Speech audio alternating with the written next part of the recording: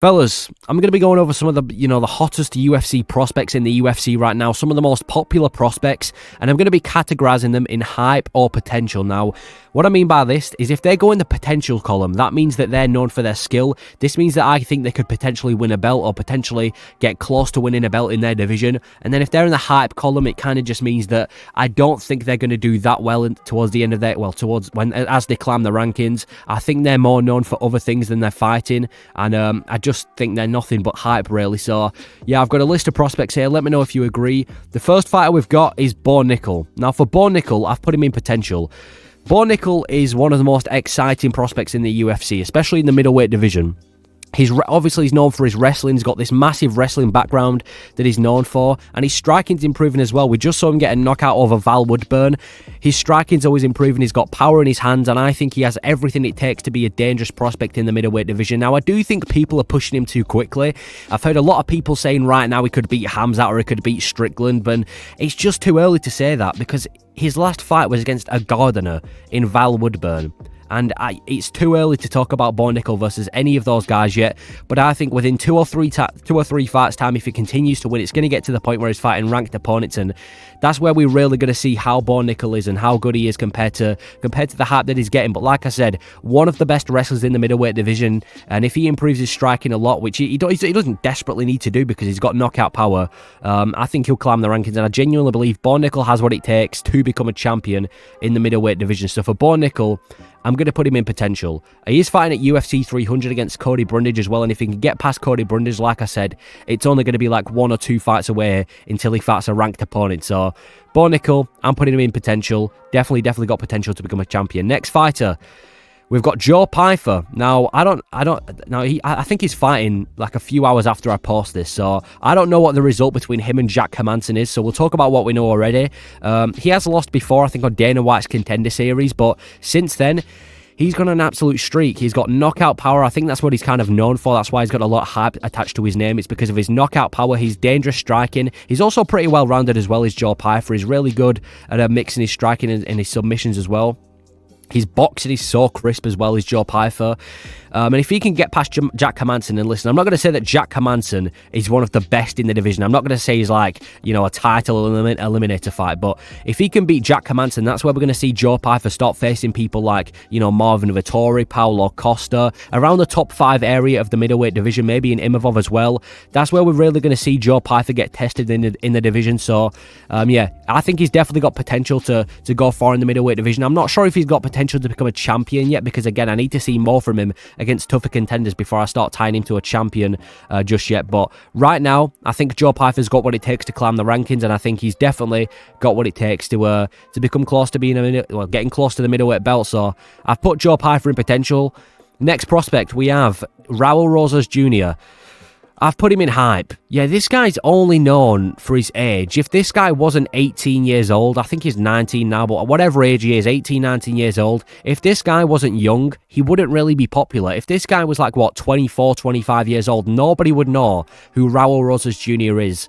And that's the only reason he's a popular prospect, literally because of his age. Now, if we break down his skill, he got a good knockout in his last fight after taking that beating off Christian Rodriguez, which was kind of embarrassing as well, because he was talking as if he's going to be like a 2-divisional champion. He can already beat Sterling, and then he goes out there and loses to Christian Rodriguez at UFC 287.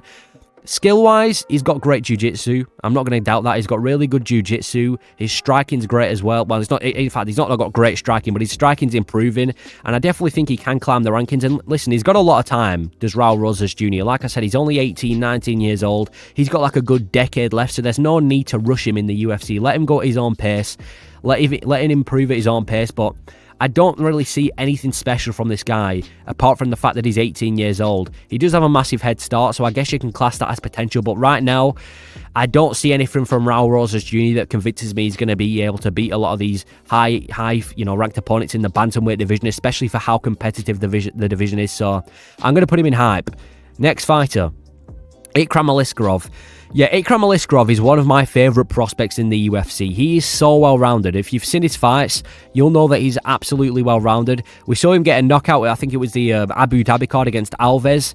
His striking's improved so much. He's got absolutely great striking. He's not like one of these fighters that has to enforce grappling. He can beat you on the feet, and obviously he's got a great grappling base as well. He's really well-rounded, is Ikram Aliskerov, and I think this guy, again, I think he's just pulled out of a fight. He was meant to be on UFC 298 and he pulled out, which is a shame because I really wanted to see him fight, but yeah, this guy is going to go far in the middleweight division. I think he's definitely going to get around the top 5 area. Middleweight is one of the most exciting divisions in the UFC. I mean, we've already had a few fighters in the middleweight division on this list, and Ikram Aliskerov, I would love to see this guy fight the higher ranked opponents. It's too early to match him up against them just yet. We do need to see him, against a guy around the top 10, top 15 area. But right now, Ikram Aliskerov, one of my favourite prospects in the UFC. He has been knocked out by Khamzat Chimaev before, but I'm telling you, if this guy keeps winning, I wouldn't mind seeing a Khamzat Chimaev versus Ikram Aliskerov rematch. So Ikram Aliskerov, I'm going to put him in potential. One of my favourite prospects in the UFC right now, and I genuinely think he's going to climb the rankings and get to like a top 5 in the middleweight division. So 100% Ikram's going in potential. Next prospect, we got Paddy Piml. Yeah, he is high. He's not potential, he's high. But I do think people overhate him a little bit in the sense that people think he's absolutely garbage. And listen, he might have lost to Jared Gordon, but he looked good against Ferguson. Granted, it was an old, washed punching bag Ferguson, but he's definitely improved his skill set a lot since his fight with Jared Gordon. Also, he's freakishly massive at lightweight. He looks like a welterweight. I don't know how this guy makes 155, especially for the fact that he gets so fat in between fights. But Paddy Piml, skill-wise, I mean, let's be honest, he's never going to become champion. He's never going to beat a lot of these top 5 guys, but he definitely has what it takes to beat a lot of these guys around the top 10 to top 15 area. There's a lot of matchups for him there, maybe like a Bobby Green or a Drew Dobb or something like that, somewhere around the top 15 to top 10 area. I think that's the perfect place for Paddy Piml. So he hasn't got potential to become a champion from what we've seen so far, but he's popular and he's got a decent skill set, and I think if he improves and he doesn't get too cocky and he stays pretty humble, I think he definitely has what it takes to fight a lot of these guys around the top 10 to top 15 area. So for Paddy Piml, I'll stick him in hype. Definitely nothing that's going to show me that he's a champion yet. Definitely nothing. You got to remember as well, he's in the lightweight division. There's absolute killers in this division. This isn't just an uncompetitive division where you can get lucky and climb the rankings. It is a super competitive division, and I've just not seen enough from Paddy Piml to convince me that he does well. So I'm going to put him in hype.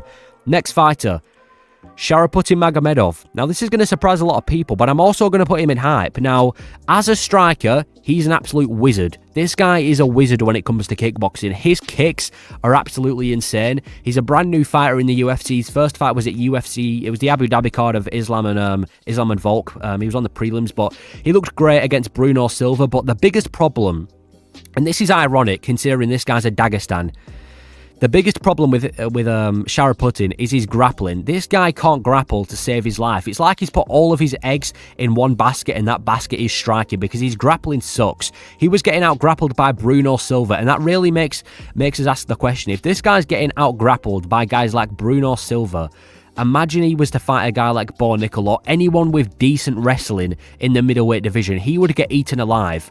On the feet, like I said, absolute wizard, but from what this guy's shown me, his grappling is not enough. And considering that middleweight's got some of the best grapplers, some of the best grapplers in the UFC in that division, like I said, Bo Nickel, and even as you go high up in the rankings, we've got guys like Khamzat Chimaev and just other grapplers.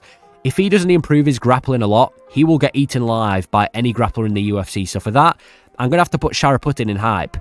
I do think he's better than the other guys in hype. I don't think he's an absolutely terrible fighter. And I do think he's a really exciting fighter as well. He's one of those fighters that I just want to see. But unless he improves his grappling, I'm going to have to stick him in hype. I don't see any potential for him to win a belt or beat any of these top 5 guys. Like, for example, Ikram Aliskerov, he's super well-rounded. He definitely shows that he can beat like a top 5 opponent. Whereas Sharaputtin, he looked great against Bruno Silva, but there's nothing screaming champion material from that. So I'm going to have to put him in hype. And then final fighter on the list, we've got Muhammad Makhachev. Yeah, Muhammad Makhachev, I'm giving potential. Not only is he growing as a fighter in skill set, but he's also his personality, he's shown a lot of personality. He's been calling a lot of people out on Twitter. He's kind of rattling a few of these flyweight opponents, and that's what I want to see in flyweight, because flyweight, there's just not that much personality. So when we get to see people like Manel Kape and Muhammad Makhachev, I like that we're getting some personality in the flyweight division, and I think he's going to grow as a star. Again, kind of like Ruel Roses Jr. I'm pretty sure Makhachev's only like 22, 23 years old, so he's got so much time left in the game, and he's going to be matched up against Alex Perez. I don't know which card it's on. I think it's I don't know the exact card, but he's matched up against Alex Perez. And if he can beat Alex Perez, that's where we're going to start seeing Muhammad Makhachev against these guys like Manel Kape and Kai Kara-France, like the top 5 of the flyweight division. We might even see him in like a #1 contender fight for the belt. So Muhammad Makhachev, he's undefeated as well. He's got great submission offense as well. He's got a lot of heart as well. There's been so many times where he's nearly been finished and he's been able to survive as well. So Muhammad Makhachev, for me, he's going in potential. He's never lost a fight, not even as an amateur. So Muhammad Makhachev, I'm going to have to put him in potential. I really do think he's going to fight for a flyweight belt one day. I do need to see him against Perez to decide whether, he can actually win a belt, but definitely got potential as Makhachev, and I think if he wins one more fight, I think he should be eliminated from the idea of him being a prospect and more for him being a contender. But yeah, that is my list of ranking UFC prospects by hype or potential. Don't get mad if I, didn't include your favourite prospect. I obviously can't include every single prospect in the UFC or else this video would be like an hour long. So I've gone for the main ones, but let me know if you agree or if you have any other thoughts, and thank you for watching.